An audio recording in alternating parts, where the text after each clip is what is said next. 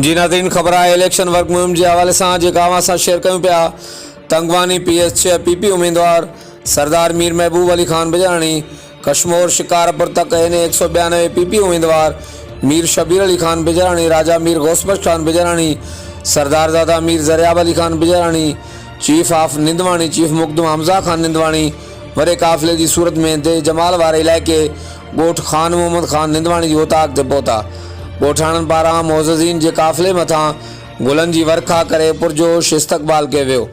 PP अॻवाननि election कारण गजाणी के मुखातिब थींदे चयो त 8 फरवरी तीर ते ठप्पो हणी PP उम्मीदवारनि खे कामयाब कंदा। उन्हनि चयो त PP उम्मीदवारनि जी कामयाबी आवाम जी कामयाबी आहे। ॻोठ जे चङे मुड़ुस खान मोहम्मद खान निंदवाणी ऐं निंदवाणी बिरादरी चयो त ईंदड़ जनरल इलेक्शन में करमपुर बिजाणी की हिमायत कंदे 8 फरवरी ॾींहुं तीर ते ठप्पो हणी PP उम्मीदवारनि खे कामयाब कंदासीं।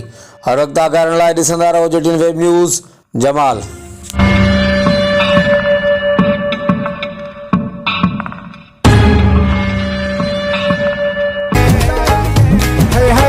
जुदाई है, ताहे खल्क खुदाई है, तंगे रूह फती